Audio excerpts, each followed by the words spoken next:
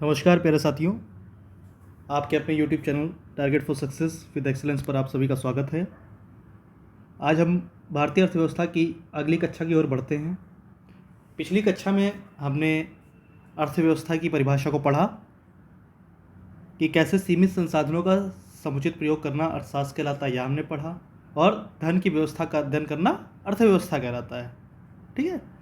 अर्थशास्त्र एक सैद्धांतिक पहलू है, जिस साथ ही अर्थव्यवस्था व्यवहारिक पहलुओं का अध्ययन करता है। उसके साथ ही हमने देखा था कि मांग और पूर्ति जो बाजार की शक्तियाँ होती हैं, उनके आधार पर अर्थव्यवस्था के 3 प्रकार के वर्गीकरण हमने देखे। साथ ही साथ विकसित, अल्प विकसित व विकासशील अर्थव्यवस्था के विषय में चर्चा की। और हमने यह देखा कि अर्थव्यवस्था के जो क्षेत्र हैं, घटक हैं, वह कौन कौन से हैं। हमने पिछली कक्षा में आपसे कुछ बातें की थी बाजार की शक्तियों के विषय में। तो बाजार की शक्तियाँ एक्चुअली जो बाजार का संचालन करती हैं, एडम स्मिथ के अनुसार वह होती हैं मांग एवं पूर्ति। ठीक है, मांग और पूर्ति, मांग और पूर्ति ये होती हैं बाजार की शक्तियाँ। इनको इंग्लिश में आप अगर बोलेंगे तो मांग यानी डिमांड और पूर्ति सप्लाई, डिमांड एंड सप्लाई। ठीक है, आगे बढ़ते हैं। मांग क्या होती है और मांग का निर्धारण कैसे होता है, मांग का नियम, साथ में पूर्ति के साथ पूर्ति का नियम। और इन दोनों को जब आप पढ़ लेंगे, मांग और पूर्ति को, तो आपको यह पता चल जाएगा कि अर्थव्यवस्था में किसी भी वस्तु का जो कीमत होता है उसका निर्धारण किस प्रकार होता है, बाजार की शक्तियाँ किस प्रकार निर्धारित करती हैं। ठीक है, ये काफ़ी अच्छी चीज़ है, तो आप पढ़िए। और मांग और पूर्ति के विषय में पूछा भी गया है, तो मैं आपको बता देता हूँ, डिफिनेशन आपको बता देता हूँ। आपके कई सारे एग्जाम्स में पूछा गया है। मांग क्या होता है? मांग के लिए कुछ विशेष होता है, आप ध्यान दीजिएगा। एक निश्चित समय, मान लीजिए कोई एक निश्चित समय है, जैसे अभी जाड़ों का सीजन शुरू होने वाला है, एक निश्चित समय और एक निश्चित कीमत पर। मान लीजिए जाड़ों का सीजन शुरू होने वाला है, अभी गीज़र की आवश्यकता होगी लोगों को, गीज़र लेंगे गर्म गर्म पानी से स्नान करने के लिए, क्योंकि गाना ही है गर्म गर्म पानी से नहाना चाहिए या ठंडे पानी से, वो मुझे याद नहीं है।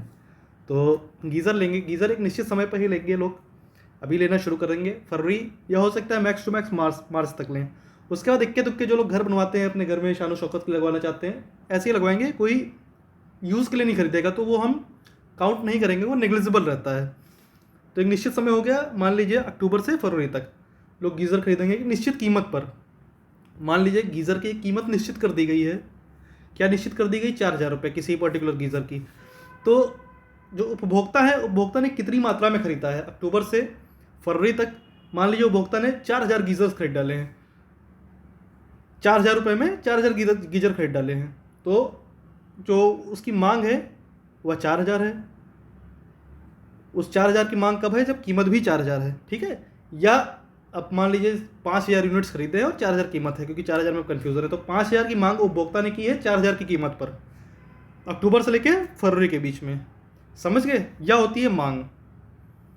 इसी तरह से कोई सेवा हो गई, सेवा से तात्पर्य हमारा यह होता है, मान लीजिए एजुकेशनल पर्पज से सेवा हो गई, या आप ब्रॉडबैंड वगैरह लगवाते हैं, इंटरनेट कनेक्शन लगवाते हैं, वह सेवा हो गई, टीवी कनेक्शन, केबल कनेक्शन लेते हैं, वह सेवा हो गई, किसी सॉफ्टवेयर बनवाते हैं, वह सेवा हो गई, आप कोई पेड ऐप उपयोग करते हैं तो वह सेवा हो गई। ठीक है, तो किसी निश्चित समय पर और किसी निश्चित कीमत पर बाजार से उपभोक्ता जो भी वस्तु और सेवा खरीदता है, उसकी जो मात्रा होती है उसे ही मांग कहते हैं, कितनी क्वांटिटी खरीदी है। ठीक है, तो इसकी एक डिफिनेशन छोटी सी है, आप लोग नोट कर लीजिए।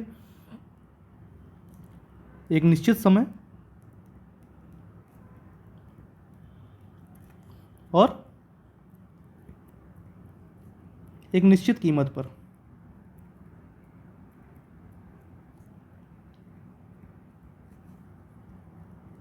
ठीक है, बाजार से उपभोक्ता द्वारा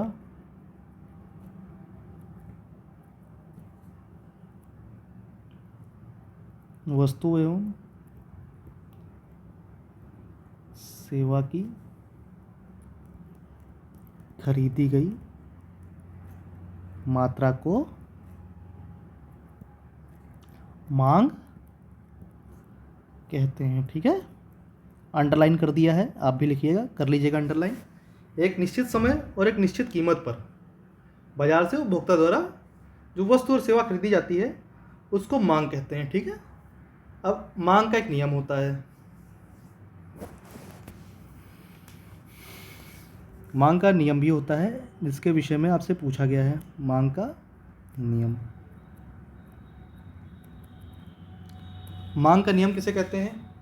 मान लीजिए कि कोई वस्तु है, गीज़र था, अभी हमने आपको गीज़र का उदाहरण दिया एक निश्चित समय पे, 4,000 रुपये का गीज़र है। तो अगर 4,000 रुपये का गीज़र है तो 5,000 गीज़र बिके हैं। कोई पर्टिकुलर गीज़र का मॉडल है जिसकी कीमत 4,000 रुपया है। अभी आप मत पूछने लगेगा सर ये 4,000 का गीज़र कहाँ मिलता है, मैंने सिर्फ एग्जांपल आपको दिया था। तो अगर कोई गीज़र 4,000 का है और उसकी 5,000 की मात्रा बिकी है, ठीक है, पर अगर वो कंपनी उस पर्टिकुलर मॉडल का जो रेट है वो कहे यार बहुत बिक रहा है मेरे पास, मैं इसका रेट बढ़ा दूँ, लोग करते हैं यार मेरी डिमांड ज़्यादा है तो मैं रेट बढ़ा देता हूँ, तो डिमांड पे भी आ जाऊँगा, मांग हो रही है, तो उसका रेट 4,000 रुपये से उन्होंने बढ़ा के 6,000 रुपये कर दिया। जैसे रेट बढ़ा तो बहुत सारे लोग ऐसे होंगे जिनका बजट थोड़ा कंस्ट्रेन होगा कि भाई 4,000 का मिलता है तो ले लेते हैं, नहीं मिलेगा तो उससे कम गुणवत्ता वाला कोई हम ले लेंगे। अब 4,000 से कीमत कितनी हो गई? 6,000 हो गई। तो 5,000 लोगों ने गीज़र खरीदा था, अब यह संख्या घट जाएगी, या संख्या घट के हो सकता है 4,500 हो जाए, हो सकता है 4,000, हो सकता है 3,000 बचे, क्योंकि भाई अब 4,000 का गीज़र तो 6,000 का हो गया, सभी नहीं खरीद पाएंगे। उसकी जो मांग की जाने वाली जो सामग्री है, जो मात्रा है, उसमें कमी आएगी। इसी को मांग का नियम कहते हैं। हमने उदाहरण से आपको समझाया। अब अगर हम परिभाषा पे जाएंगे, जो पुस्तकों में लिखा है उस पर जाएंगे, किताबों पर जो लिखा है, तो उसके हिसाब से सीधा सीधा लिखा हुआ है जब किसी वस्तु की कीमत में वृद्धि होती है तो उस वस्तु की मांगी गई जाने वाली मात्रा में कमी हो जाती है। नोट कर लीजिए आप, जब किसी वस्तु की कीमत में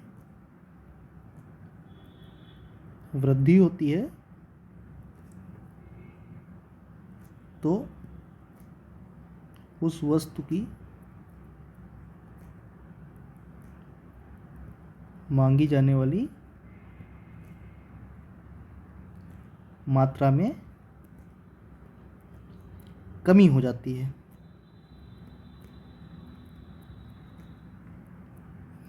अब आपने कहा सर प्राइस बढ़ा तो डिमांड जो है, प्राइस बढ़ गया तो डिमांड क्या हो गया? घट गया, डाउन हो गया। डिमांड यानी कि मांग डाउन हो गया।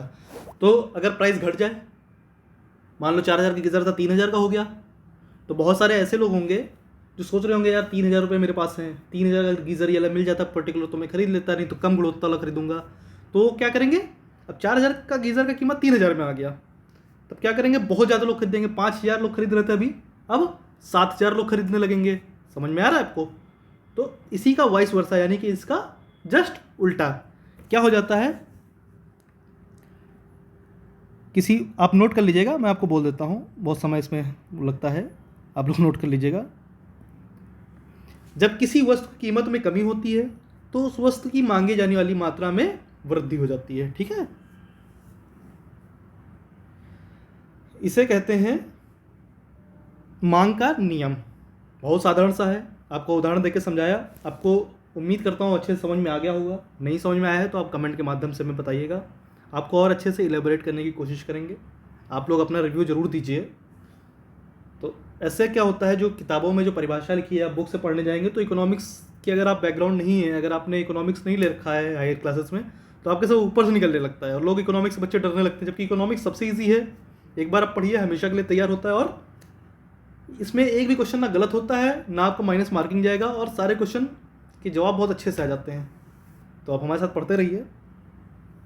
तो हम बात किया, हमने किया मांग का नियम। ठीक है, अब मांग का नियम का एक ग्राफ बनता है, ग्राफ आता है, बच्चे डर जाते हैं, अरे ये क्या आ गया। एसएससी के एग्जाम्स में पहले बहुत आता था, अभी भी आने लगा है। ग्राफ के ऊपर आएंगे क्वेश्चंस आपके ऊपर, लोग डर जाते हैं क्या हो रहा है। तो आपको डरना नहीं है, बहुत अच्छे से करना है। मैं आपको सिखाऊंगा कैसे करना है। ठीक है, तो एक ग्राफ ड्रा करते हैं, थोड़ा सा कलर चेंज करते हैं, लाल कलर ले लेते हैं। एक हमने ये ग्राफ हमने ड्रा किया, हमारी बहुत अच्छी लाइन नहीं गई है सीधी एकदम, तो आप लोग उस पर मत जाइएगा थोड़ा। ठीक है, मान लीजिए ये जो रेखा दिखा रही है ये प्राइस का दिखा रही है, प्राइस यानी कीमत का दिखा रही है। ठीक है, और यह नीचे वाली रेखा हम मान लेते हैं मांग का दिखा रही है, यानी डिमांड। ठीक है, तो यहाँ प्राइस बढ़ रहा है। मान लीजिए यहाँ प्राइस कुछ है 10 रुपया, यहाँ है 20 रुपया, यहाँ है 50 रुपया, यहाँ है 100 रुपया। यहाँ मान लीजिए मांग क्या है, आलू मान लीजिए 5 किलो मांग है, यहाँ 10 किलो मांग है, 15 किलो मांग है, 20 किलो मांग है और 25 किलो मांग है। तो आप मुझे बताइए, जब अगर कीमत 10 रुपये होगी तो लोग ज़्यादा आलू खरीदेंगे या कम आलू खरीदेंगे? किसी आलू छोड़ दीजिए, किसी और भी चीज़ की कीमत मान लीजिए अगर 10 रुपये होगी, यानी कि सबसे कम हो, तो लोग कम खरीदेंगे ज़्यादा खरीदेंगे? डिमांड इधर बढ़ते हुए दिखाइए, तब लोग मैक्सिमम वैल्यू को परचेस करेंगे। ठीक है, उसी तरह से अगर रेट थोड़ा सा बढ़ेगा तो उससे कम मात्रा खरीदेंगे लोग। समझ में आ रहा है आपको सब? जहाँ भी डाउट हो एक बार आप तुरंत पूछ लीजिएगा। ठीक है, आप लोग कमेंट के माध्यम से पूछिएगा, मैं आपको अगली क्लास में पूरा एक्सप्लेन कर दूंगा। फिर मान लीजिए 5 रुपये था, 10 रुपये था, 15 रुपये हो गया, और ये 5 kg, 10 kg, 15, 20 और 25 kg। ठीक है, अब 15 रुपये रेट हो गया तो मांग घट गई।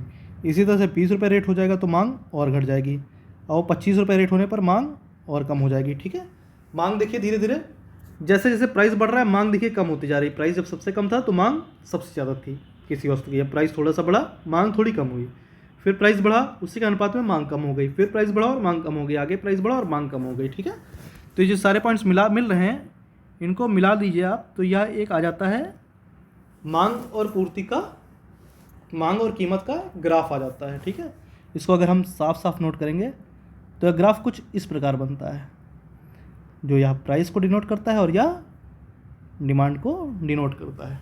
ठीक है, कुछ ऐसे यह ग्राफ बनता है। इसे हम लोग डिमांड कर्व कहते हैं, डिमांड कर्व, यानी कि मांग वक्र। ठीक है, डिमांड कर्व के बारे में आपसे पूछते हैं तो यह वही डिमांड का कर्व है जिसके विषय में एग्जामिनर एग्जाम में आपसे पूछता है। ठीक, चलिए अब बात करते हैं आगे पूर्ति की। ठीक है, अब पूर्ति से पहले एक चीज़ और मांग कर लेते हैं, एक चीज़ और देख लेते हैं। मांग के लिए कुछ आवश्यक तत्व होते हैं। ठीक है, मांग के लिए कुछ आवश्यक तत्व होते हैं। जरूरी नहीं कि हर चीज़ की, हर वस्तु, जो भी वस्तु प्रोड्यूस करती है उसकी मांग हो ही जाए। बहुत सारे लोग तंबाकू नहीं खरीदते हैं, बहुत सारे लोग सिगरेट नहीं बहुत खरीदते हैं, बहुत सारे लोग शराब नहीं खरीदते हैं, बहुतों को गीज़र की ही आवश्यकता नहीं होगी। समझ रहे हैं आप बात को? मांग के लिए भी कुछ आवश्यक तत्व होते हैं कि उन तत्वों को ध्यान में रखते हुए मांग की जाती है। मांग के लिए आवश्यक तत्व क्या होते हैं देखिए आप, मांग के लिए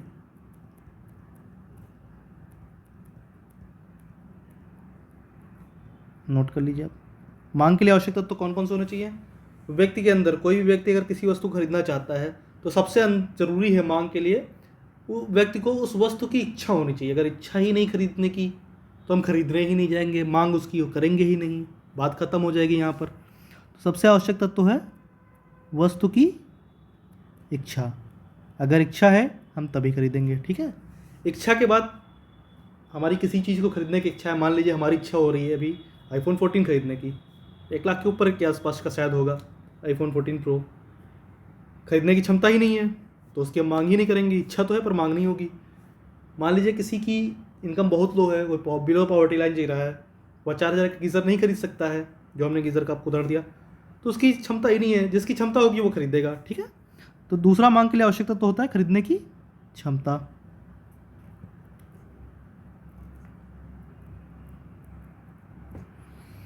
और तीसरा एक और महत्वपूर्ण चीज़ होता है, मान लीजिए किसी वस्तु को खरीदने की इच्छा भी है, उसको खरीदने की क्षमता भी है, लेकिन किसी का पैसे खर्च करने का मन ही नहीं है, तो क्यों खरीदने जाएगा? खरीदना नहीं है, उसे टाल देगा, वो छोड़ो हटाओ नहीं खरीदना है। तो मांग के लिए एक और आवश्यकता तो होता है व्यय करने की तत्परता, व्यय करने की तत्परता। ठीक है, अब किसी वस्तु या किसी सेवा की मांग क्यों होती है? कोई भी वस्तु या सेवा जब मनुष्य की आवश्यकताओं की पूर्ति करता है, ठीक है, यानी कि वह उस मनुष्य के लिए, व्यक्ति के लिए उपयोगी होता है, उसके अंदर यह गुण हो कि वो उपयोगी हो, तभी उसकी मांग की जाती है। ठीक है,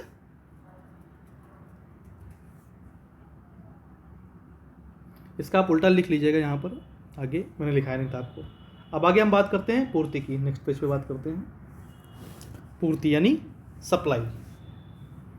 इसके लिए मांग के लिए हम लोग एक नियम भी रखते हैं, जो हमने आपको मांग का नियम के हिसाब से बताया था। यहाँ पे आप नोट कर लीजिएगा, स्टार बना देता हूँ। एक फार्मूला है यहाँ पर, यह आपको प्राइस है किसी एक्स वस्तु का, मान लीजिए पर्टिकुलर, ये अगर बढ़ेगा तो जो उसकी जो डिमांड है उस एक्स वस्तु की वह गिरेगी। ठीक है, और साथ में इसका उल्टा जाता है, मान लीजिए किसी एक्स वस्तु का प्राइस है वह ड्रॉप होता है यानी गिर रहा है, तो जो उसकी डिमांड होगी उस एक्स वस्तु की वह बढ़ेगी। इसे आप याद रखेंगे, मांग का नियम आपको हमेशा याद रहेगा, कभी भी किसी भी प्रश्न में मांग का नियम यह आपको परेशान नहीं करेगा। मांग वक्र क्या होता है, इस प्रकार से होता है, यह भी आपको ध्यान देना है। ठीक है, ऐसा कोई कर्व बना के दे दिया, कुछ लिख के नहीं दिया, कैसा कर्व है, किसका कर्व है, आपको उदाहरण में दे दिए, एग्जांपल्स दे दिए, 4 ऑप्शंस, तो आपको पता होना चाहिए मांग का कर्व ऐसे बनता है। ठीक है, अब आते हैं हम सप्लाई पे, जिसको बोलते हैं पूर्ति। पूर्ति यानी सप्लाई। ठीक है, तो पूर्ति किसे कहते हैं, सेम वैसे जैसे हम मांग पर गए थे एक निश्चित समय और एक निश्चित कीमत पर, इसी प्रकार से एक निश्चित समय और एक निश्चित कीमत पर यदि उत्पादक द्वारा वस्तुओं एवं सेवाओं को जो मात्रा उसकी उपलब्ध कराई गई है उसे उस वस्तु और सेवा की पूर्ति कहते हैं। ठीक है, उत्पादक कौन होता है, विक्रेता होता है। उत्पादक बोलिए, विक्रेता बोलिए, चीज़ एक आती है। ठीक है, लिख लीजिए आप, एक निश्चित समय और एक निश्चित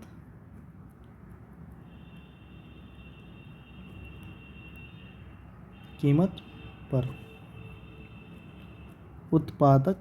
अब बहुत लोग कहेंगे साहब उत्पादक दूसरे होते हैं और विक्रेता दूसरे होते हैं, तो यहाँ पर विक्रेता भी आप लिख लो। ठीक है, द्वारा वस्तु और सेवाओं की उपलब्ध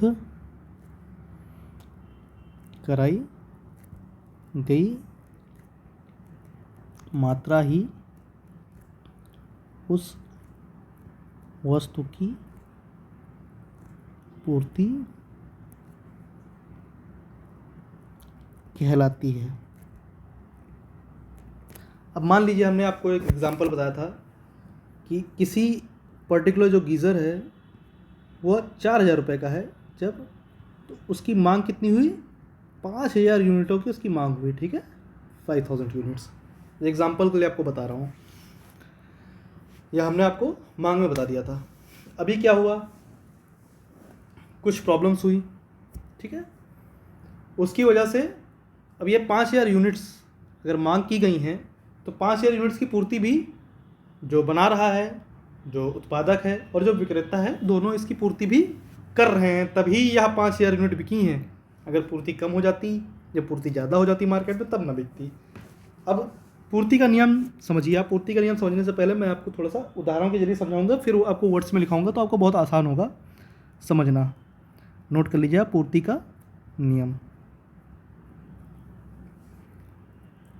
रूल ऑफ सप्लाई। अब थोड़ा सा एग्जांपल समझिए, मान लीजिए इसको थोड़ा सा हम वाइस वर्सा या थोड़ा सा उल्टा ले जाएं। मान लीजिए मार्केट में 5,000 यूनिट गीज़र पहुंच गए।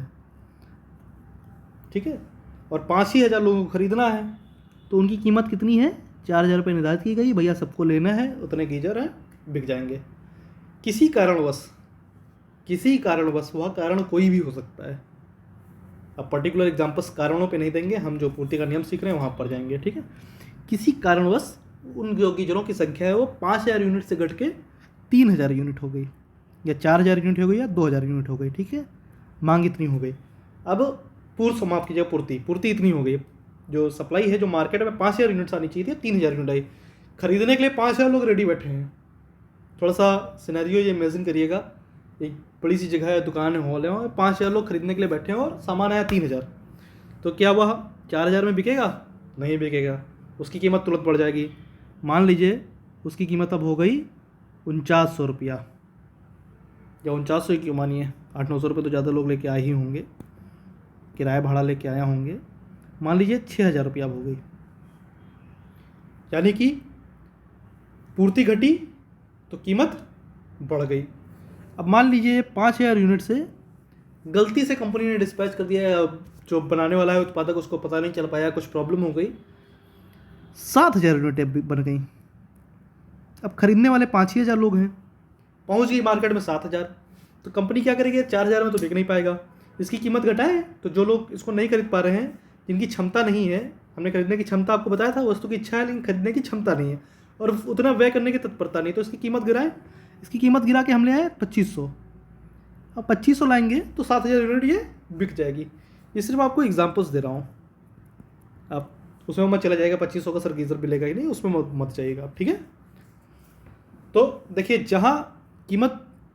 जहाँ पूर्ति गिरी थी, कीमत तुरंत, जहाँ पूर्ति डाउन हुई कीमत तुरंत अप हो गई, और यहाँ सप्लाई जो है ज़्यादा हो गई, कीमत तुरंत डाउन हो गई।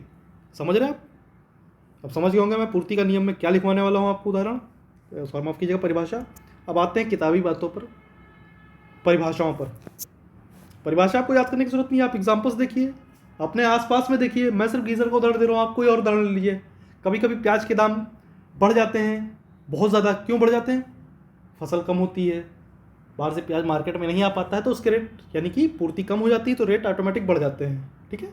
इसी तरह जब ज़्यादा आ जाता है तो रेट डाउन हो जाते हैं, प्राइस डाउन हो जाते हैं। यह चीज़ आप याद रखिएगा।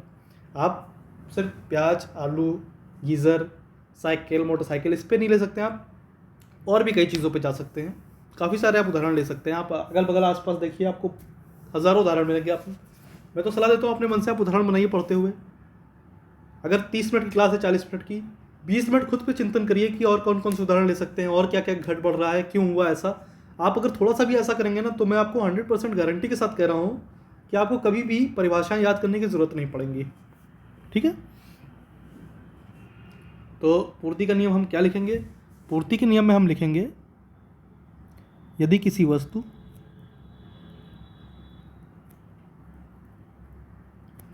या सेवा की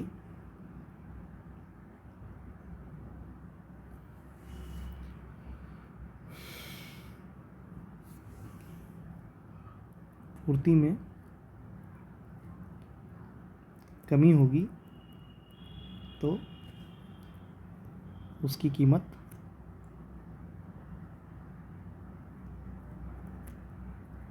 बढ़ जाएगी, एंड वाइस वर्सा। इसको एक हम दूसरे उदाहरण से भी आपको समझा सकते हैं। दो तरीके हैं।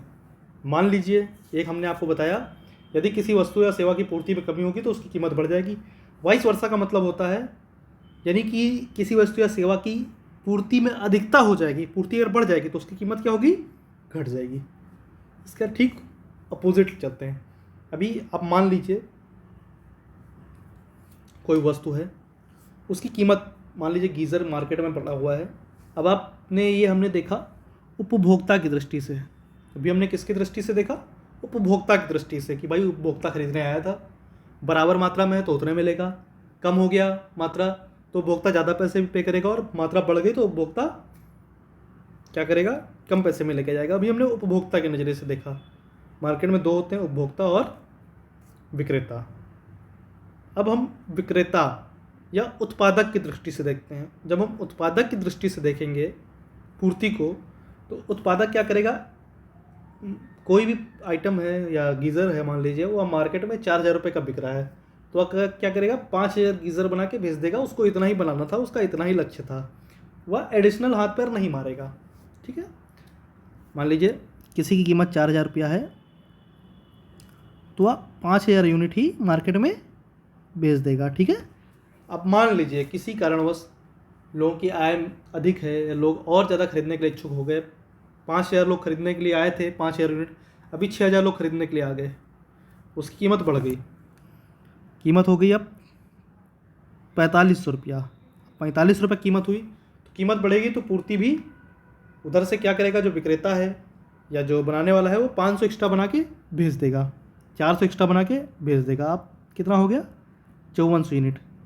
देखिए, और अगर इसकी कीमत गिर जाए किसी कारणवश मार्केट में, गीज़र और कई गीज़र आने लगे, कंपटीशन होने लगे, मान लीजिए इसका कीमत हो गया 3800 रुपया, तब इसकी सप्लाई ये कितना कर देगा, 200 यूनिट ये कम सप्लाई करेगा कि मार्केट में ख़राब हो जाएगा।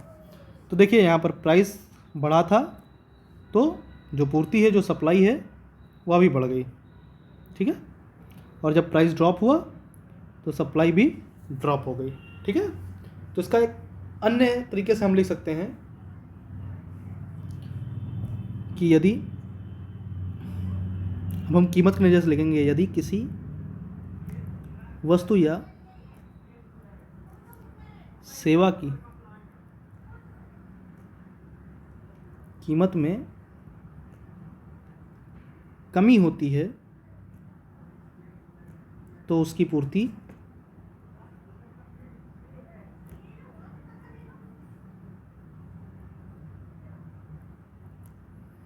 कम हो जाती है, एंड वाइस वर्सा, यानी कि किसी वस्तु या सेवा की कीमत में वृद्धि होती है तो उसकी पूर्ति में वृद्धि हो जाती है। आप यह उदाहरण ना याद करके आप यह उदाहरण याद करिए, क्योंकि बहुत सारे जो एग्ज़ाम्स होते हैं वो कीमत के आधार पर ही आपसे मांग और पूर्ति के विषय में पूछेंगे। अब हम एक आपको पूर्ति का ग्राफ बनाना सिखाते हैं। पूर्ति का ग्राफ कैसे बनाएंगे, ठीक है। एक रफली ग्राफ लेते हैं, मान लीजिए यह एक ग्राफ है, ये हो गया, ठीक है। मान लीजिए किसी जो वस्तु है, यह प्राइस को डिनोट करेगा हमेशा, और यह पूर्ति यानी सप्लाई को डिनोट करेगा, ठीक है। मान लीजिए कोई वस्तु है, वह 10 रुपये की है, तब उसकी 1 kg मात्रा बिक रही है, ठीक है। 1 kg मात्रा की सप्लाई हो रही है, अभी बिक्री बताइए, अभी सप्लाई हो रही है, ठीक है। साथ ही अगर उसकी कीमत 10 रुपये से बढ़ के 20 रुपये हो गई, तब जो सप्लाई होने वाला है, जो सप्लायर है, वो क्या करेगा, इसकी मात्रा बढ़ा देगा, 2 kg कर देगा। मान लीजिए उसकी 30 रुपये हो गई, या हम एग्जाम्पल्स लिख रहे हैं, तो वह क्या करेगा, 3 गुना 3 कर देगा, 3 kg कर देगा। अगर उसकी 40 के आसपास कीमत बढ़ गई तो यह भी अपना प्रोडक्ट बढ़ा के मार्केट में बेचना शुरू कर देगा। भाई जितनी ज़्यादा कीमत मिलेगी और ज़्यादा बेचेगा उसको प्रॉफिट होगा, कौन नहीं चाहेगा प्रॉफिट। तो आप इन बिंदुओं को आप एक बार जोड़िए।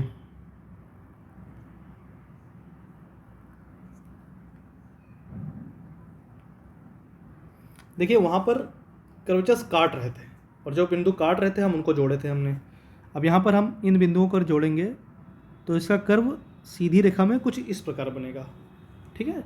तो पूर्ति और कीमत का जो कर्व होता है वह कुछ ऐसे बनता है, यह प्राइस होता है और यह होता है सप्लाई। यह 45 डिग्री का कोण लेते हुए बनता है इंक्लाइनेशन पे, थोड़ा सा नीचे बन गया है, यह पूरा इंक्लाइनेशन पे बनता है, ठीक है। यह हो गया आपका पूर्ति का नियम। इसको अगर मैथमेटिकल फार्मूले से समझें तो जब किसी वस्तु का प्राइस बढ़ता है तो उसकी सप्लाई भी बढ़ जाती है, साथ ही अगर किसी वस्तु का प्राइस ड्रॉप होता है तो उसकी सप्लाई भी ड्रॉप हो जाती है, ठीक है। आगे बढ़ते हैं, कीमत का निर्धारण उस अर्थव्यवस्था में किस प्रकार से होता है।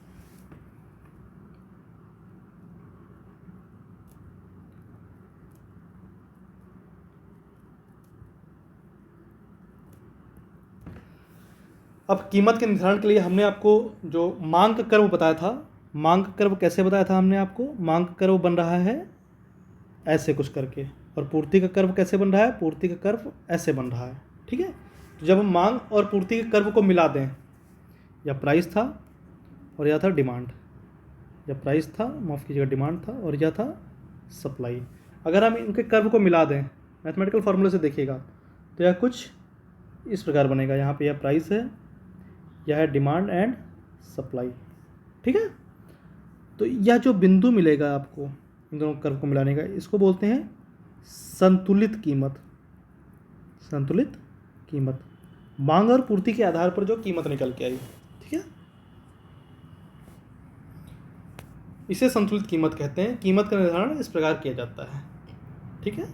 अर्थव्यवस्था है बाजार में किसी भी वस्तु एवं सेवा की कीमत का निर्धारण बाजार की शक्तियां मांग और पूर्ति करती हैं। समझ गए, नोट करा देता हूं आपको चीज़ में।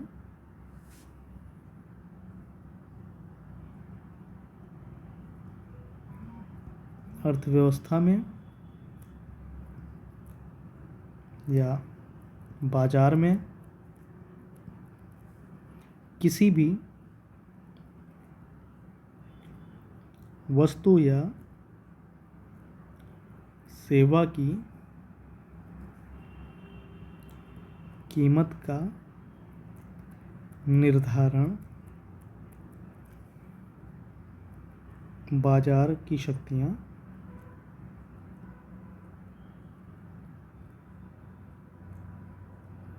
कौन कौन सी हैं? मांग व पूर्ति के द्वारा किया जाता है। ठीक है, समझ में आ गया आपको? अब यह जहाँ पर मांग और पूर्ति का जो कर्व है या एक दूसरे को कट कर रहा है, यहाँ पर है संतुलित कीमत। यह संतुलित कीमत कब है?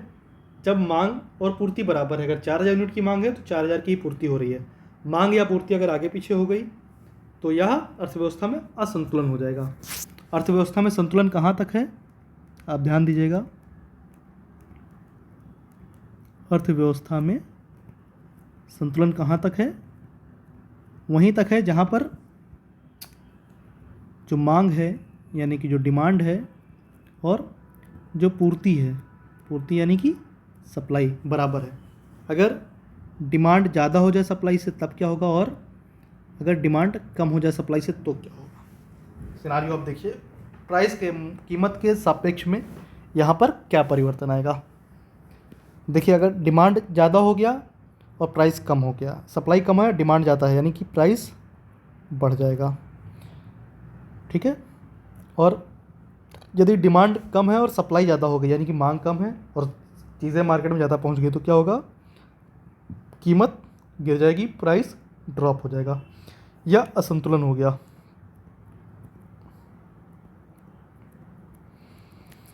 अब थोड़ा सा और आपको बताते हैं।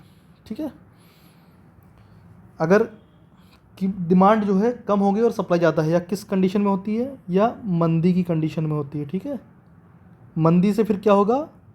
मुद्रा संकुचन हो जाता है, मुद्रा घट जाती है मार्केट में, तभी तो डिमांड नहीं हो पाता है। ठीक है, अब अगर डिमांड ज़्यादा है और सप्लाई कम है तो फ़ायदा किसको होगा? फ़ायदा होगा विक्रेता को और उत्पादक को।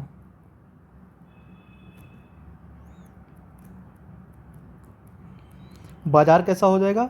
बाजार हो जाएगा विक्रेता अधिकार, विक्रेता अधिकार, विक्रेता का अधिक अधिकार हो जाएगा, विक्रेता का दबाव बन जाएगा। ठीक है, हानि किसको होगी?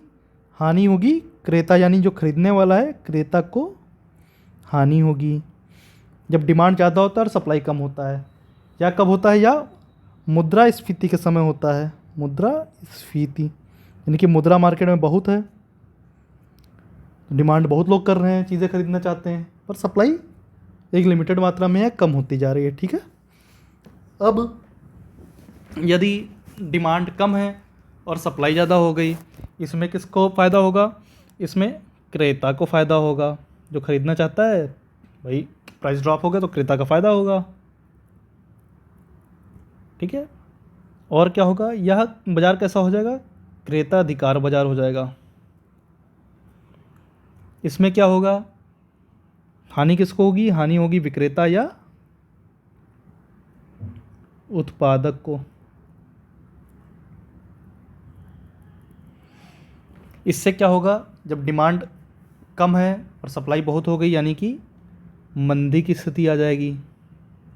मंदी की स्थिति का ही जो भयावह रूप होगा वह होगा मुद्रा संकुचन शुरू हो जाएगा। भाई लोगों के पास मुद्रा बहुत है लेकिन खरीद ही नहीं पा रहे हैं क्योंकि डिमांड कम होती जा रही है। ठीक है, मुद्रा संकुचन होगा तो क्या होगा? जब डिमांड कम है और सप्लाई बहुत ज़्यादा हो रही है तो विक्रेता या उत्पादक क्या करेगा? भाई अपनी सप्लाई कम करने के लिए उत्पादन में कमी कर देगा। उत्पादन में कमी, मान लीजिए कोई फैक्ट्री है, वहाँ से रोज़ 10,000 यूनिट कुछ सामान बनता है, मान लीजिए साबुन 10,000 यूनिट बन रहा है और बिक रहा है उसका मात्र 6,000, तो 4,000 यूनिट बनाना बंद कर देगा। जब 4,000 यूनिट बनाना बंद करेगा तो उससे क्या होगा? कुछ लोगों को भी निकाल देगा। क्यों रखेगा एक्स्ट्रा लोगों को? रोजगार में कमी। रोज़गार में कमी होने से क्या होगा, लोगों की खरीदने की क्षमता और घटेगी तो यह और मजबूत होगा। इससे यह अर्थव्यवस्था एक भयावह रूप में चली जाएगी। तो इसलिए अर्थव्यवस्था को बचाने के लिए यहाँ भी अर्थव्यवस्था भयावह रूप में जा सकती है। तो अर्थव्यवस्था को बचाने के लिए अर्थव्यवस्था में संतुलन बहुत आवश्यक है। मांग और पूर्ति को बराबर रखना आवश्यक होता है अर्थव्यवस्था को बचाए रखने के लिए। ठीक है, अब हम अगली क्लास में हम बात करेंगे कि यह मुद्रास्फीति क्या है, मुद्रा संकुचन क्या है। ठीक है, साथ में मुद्रास्फीति, संस्फीति, विस्फीति और गतिहीन स्फीति के बारे में भी हम आपसे चर्चा करेंगे। इस क्लास को यहीं रोकते हैं। उम्मीद करते हैं आपने अच्छे से पढ़ा होगा और समझा होगा। बाजार की शक्तियों के विषय में आज पूरा हमने क्लास लिया है। आपको ज़रा सा भी कहीं भी कुछ भी डाउट है तो आप कमेंट के माध्यम से हमसे जुड़ सकते हैं, हमसे पूछ सकते हैं। हमारे टेलीग्राम चैनल का लिंक आपको दिया गया है चैनल पे, उसे आप ज्वाइन कर सकते हैं और ज़्यादा से ज़्यादा इसे शेयर करें। धन्यवाद।